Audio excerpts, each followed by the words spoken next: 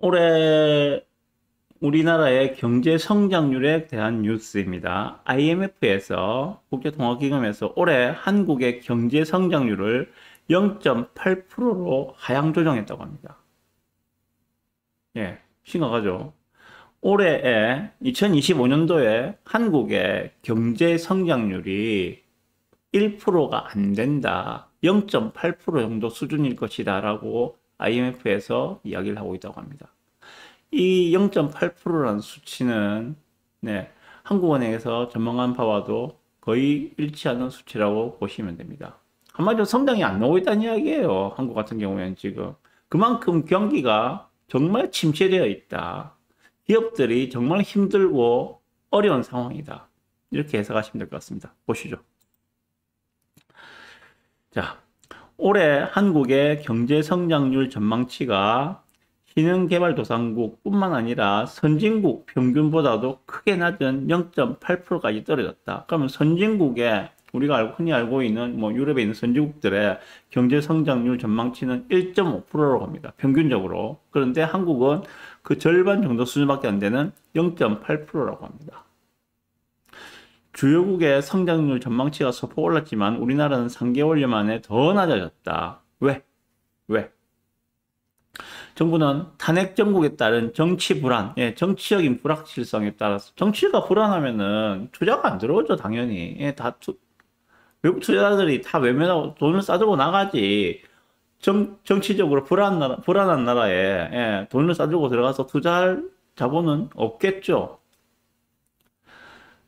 그러한 정치적 불안 부분들, 그리고 미국의 관세 조치 등 불확실성 요인으로 1분기 성장률이 크게 부진했기 때문에 올해 성장률 전망치가 0%대로 떨어졌다고 분석을 했다고 합니다. 하반기부터는 추경 예산 편성 등 새 정부 정책의 영향으로 경기가 개선될 수 있다는 설명이다. 라고 이야기하고 있습니다. 상반기에는 작년도 12월 달에 시작됐던 계엄 사태로 탄핵 정국이 이어지면서 전국 정치적으로 상당히 불안정했었죠. 그런 상황 속에서 1분기에 성장률이 크게 부진했다. 그런데 이번에 이제 6월 달에 대통령이 새로 취임을 하면서 추가 경정 예산을 30조 넘게 편성을 했죠. 그죠? 그렇게 하면서 앞으로는 점점 더 좋아질 것이다. 이런 이야기를 하고 있는 겁니다. 하지만 미국의 상호관세 유예기간이 종료되기 전 한미 간 통상협상 타결에 실패할 경우 수출까지 부진에 빠지면서 더욱 암울한 상황을 맞게 될 수 있다는 우려감도 큰 상황이다. 지금 그만큼 새 정부에서, 이재명 정부에서 이번에 미국과의 통상협상하는, 관세협상하는 부분들은 정말 중요한 부분이거든요. 정말 대한민국 국민 한 사람으로서 좀 좋은 성적표를 받아왔으면 좋겠다라고 생각이 듭니다. 자, 그래서 좀 보시면은 세계 평균을 이번 IMF에서는 전망을 세계 경제 성장률 평균을 3%로 봤다고 합니다. 그리고 미국도 1.9%로 갑니다. 유로존은 1%로 하고요. 일본은 0.7%, 중국은 4.8%의 성장률 전망치를 예상을 하고 있다는 내용들입니다. 요거만 좀 보시면 되는데, 새 정부 출범으로 경제 상황이 안정되고 추경 등 경기 부양책의 효과가 나타나면 올해 하반기와 내년에는 성장세가 회복될 가능성이 높다고 분석하고 있다고 합니다. 우리나라의 내년 성장률 전망치는, 자, 올해는 그러면은 0.8%다. 내년은 1.8% 정도로 높아진다고 이야기를 하고 있다고 합니다. 뒤에는 제가 말씀드린 내용들이 반복되고 있어서 따로 말씀드릴 필요는 없을 것 같습니다. 자, 올해와 내년 성장률의 평균이 1.5%가 안 된다. 올해는 0.8%, 내년에 1.8%라 하더라도 평균적으로 봤을 때 2년의 평균이 1.5%가 안 된다. 적극적으로 재정을 투입해도 이 정도 성장에 그친다는 것은 우리 경제가 저성장 고착화에 빠져있기 때문이라고 판단한다. 또 우리는 관세 협상이 남아있다. 일본과 유럽이 상호 관세를 15%로 낮췄는데 우리는 그렇게 되지 못할 경우 더 부정적인 상황을 맞게 될 가능성이 높다고 김광석 교수가 이야기를 했다고 합니다. 그렇습니다. 이 부분에 대해서 제가 드리고 싶은 말씀을 드려보겠습니다. 자, 한국의 경제 성장률이 0.8% 예상된다는 IMF 발표가 있었죠. 예. 어, 그래서 실제로 지금 경기 회복을 위해서 이재명 정부에서는 추가 경정 1차, 2차를 합쳐가지고 30조가 넘는 돈을 지금 풀고 있습니다. 뭐, 민생 회복 지원 금액은 15만 원, 지방은 18만 원 받는 거 다들 받으셨을 까 생각이 들고요. 예. 그런데 이렇게 추가 경정 예산, 추경을 편성해서 돈을 푸는 그래서 경기 부양을 하는 것들은 일회성이죠. 언제까지나 계속 추경을 편성해서 할 수는 없겠죠. 경기 부양하기 위해서. 예, 돈을 푸는 건 풀어서 경기를 부양시켜야 되는데 그 방법이 추경이라는 방법은 일회성인 것들입니다. 계속적으로 지속될 수 있는 방법은 아니라는 것들이죠. 예, 그럼 결국 어떻게 해야 되는가?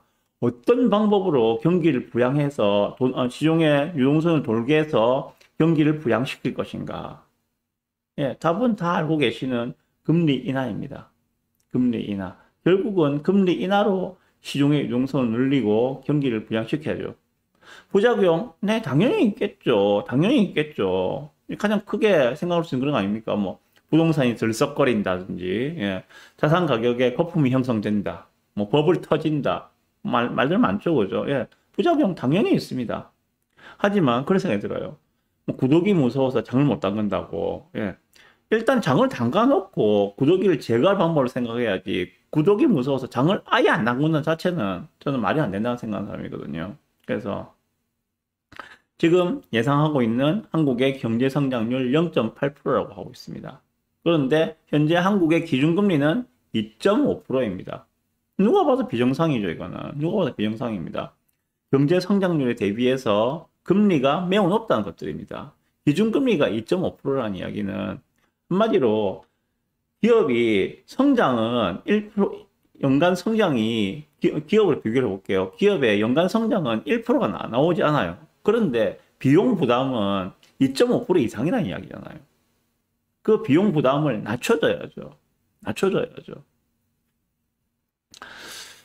그래서 현재 한국의 경기 침체 상당한 부분은 한국은행의 금융정책이 원인이라는 그런 이야기들을 많은 분들이 하고 있는 것으로 알고 있습니다. 실제로 그들의 책임도 있다고 생각이 들거든요.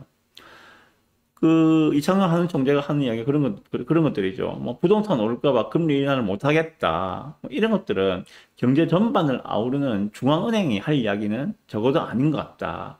정부가 할 이야기죠, 그거는. 정부 같은 경우는 오히려 반대가 되었어요, 보면 지금. 정부는 경기 부양에 진심인데, 한국은행은 오히려 뒷짐을 지고, 정부가 해야 할 걱정을 한국은행이 하고 있다는 그런 생각이 들거든요. 한국은행 거시적으로, 예, 통화정책을 운용을 하면서, 금리 정책을 운용을 하면서, 예, 전체적인 경제 전반에 걸쳐서, 예, 어떻게 하면은 경기를 활성화할 것인가에 대한 고민을 해야 되는데, 한 지역적인, 예, 부동산 가격에, 예, 뭐, 들썩임 때문에 금리 인하를 갖다가 미루고 있다는 이런 것들은 좀 질책을 받아도 마땅하지 않겠는가라는 그런 생각도 좀 듭니다. 어쨌거나 지금 8월 달에 또 금융통화위원회가 열릴 겁니다. 한국은행 금통위에 열릴 건데, 마침 6.27 대책으로 지금 서울 쪽에 집값이 상당히 안정되고 있다는 그런 기사들을 많이 보셨을 거예요. 그렇다면은 이것을 핑계로 해가지고 이번에는 8월 달에는 금리 인하가 좀 나오지 않겠는가라고 예상을 해봅니다. 예상을 해봅니다. 예. 자, 그렇게 된다면 8월 달에 기준금리가 한 번 내려오고, 그리고 뭐 10월이나 11월 달에 뭐 한 번 정도 더 내려온다면은, 그래서 연말 즈음에는 기준금리 2% 정도가 되지 않겠는가라고 생각을 해봅니다. 자, 기준금리 2% 시대, 대출금리 3% 초반 시대라고 보시면 됩니다. 기준금리 플러스 한 1.2% 정도가 우리가 실질적으로 은행에서 대출받을 수 있는 대출금리라고 보시면 되거든요. 대출금리 이제 3% 초반 시대가 올해 말이나 내년 초 되면은 오지 않을까라고 생각을 해봅니다. 자, 전반적으로 금리 인하 사이클에 이제 거의, 예, 한참 내려가고 있는 중간에 있는 과정이 아닌가라는 생각이 들어요. 어디까지가 내려갈지는 모르겠습니다만은 그게 2%가 하단이 될지 아니면은 뭐 1.75%나 1.5%가 하단이 될지는 가봐야 알겠지만은 일단 현재는 금리 인하의 사이클의 거의 중간에 와 있다라는 그런 생각이 좀 듭니다. 그래서 이런 부분들도 잘 보시면서 나의 자산 전략을 짜셨으면 좋겠다. 이렇게 마무리합니다. 네.